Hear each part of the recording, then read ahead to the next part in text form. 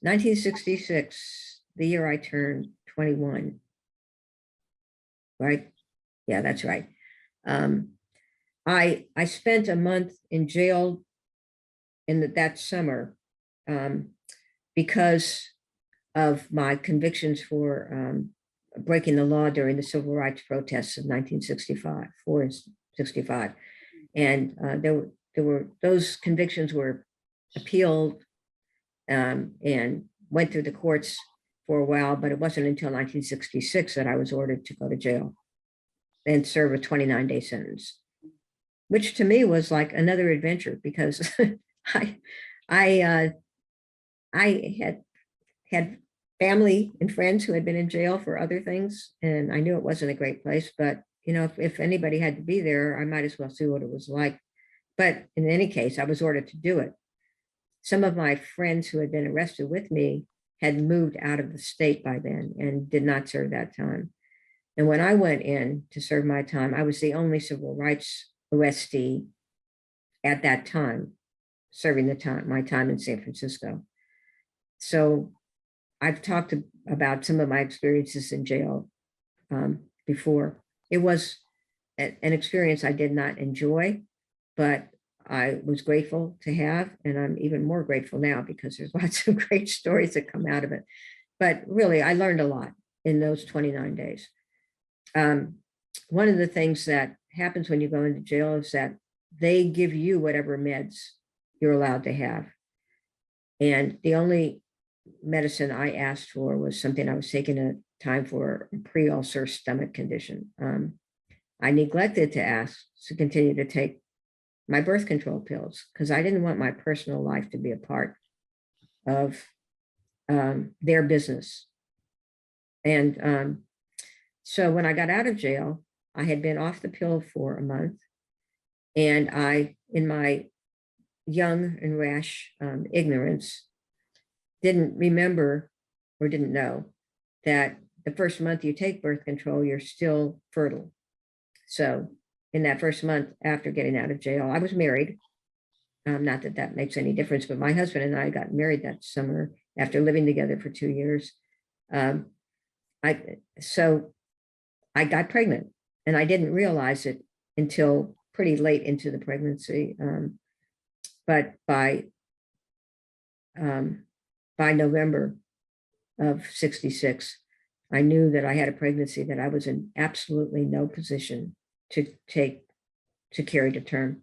There was no way I could be a mother. I knew what happened to people who went into the adoption system because some of them had happened in my family, and the lives of kids who were not born into a family that I knew about were pretty atrocious. Adoption was something that was a mess. Besides which, there was, in any case, my husband and I both, he left it, he knew that this was my decision to make, but he would support me, help whatever decision I made. It didn't take much for me to realize that I needed to have an abortion. And 1966 was a very long way to 1983. There was no place in the United States where abortion was legal or available legally. And in California, what most women did after trying to cause their own abortion to happen, which I did, I tried everything I could think of to make it happen. A lot of women went to Mexico for abortions, but their stories were not always great ones either. Because if you could come up with the money to get to Mexico, that's one thing. And once you got down there, God knows what would happen, because people in Mexico didn't have many rights either, and poverty in Mexico and all of that. We would be so, but I happened to learn from a friend who had moved to San Francisco from Detroit that there was a courageous OBGYN doctor, a Black man who had agreed to be a part of an underground to provide safe, illegal abortions to women who came to him But if I went to him, I'd have to take my wedding ring off because he would not provide an abortion to a married woman. I think maybe the proviso had to be that the husband had to have some say or something. I don't know. But I didn't mind taking my wedding ring off. It wasn't really a big part of my identity anyway. And so I flew to Detroit, and I can say his name out loud now. I couldn't then. Dr. Edgar Kiemer, who became an open public advocate for women to have the right to abortion later when the struggle became a big one, and who came out as an abortion provider himself before Roe.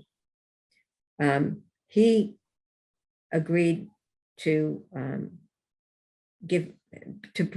perform the abortion for me, and he did. And I had friends in Detroit who put me up during the process. And it was, for me at that time, until the women's movement started to bring people out of the closet as having had abortions too, it was something that I didn't talk about with anybody, except the people who helped me get there and who knew why I was there. And it took care of me while I was there and helped me get home. It was just what you did. And I knew that was what you did because I grew up pre-Roe, and I grew up with a mother who helped others get abortions when they needed to have them. It was something that the women in the housing project I lived in helped each other with. The code word was coat hanger. So anybody said there's a coat hanger happening down the street, women would get together and go down the street to help the woman through it. And that's just what women did. It's what women did. And it's what women still do in places where abortion is not available, for either because the restrictions that state legislatures have already put on it are so much in power, or because they live far from where there's a clinic, or they can't, for all the reasons that we know are escalating. It's what women do. Women help each other through these things.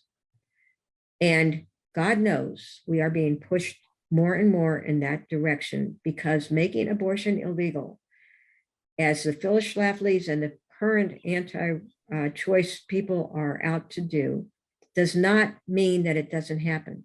It means rich women can go wherever they need to go, to Europe or wherever, and get the services that they need.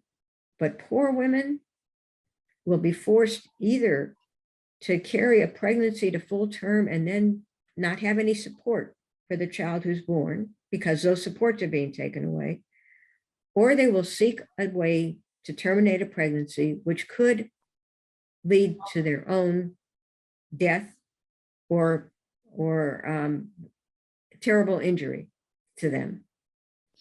And we will help each other through this because we have to, if that's what we're forced to do. Abortion will never stop happening. Contraception will never stop happening.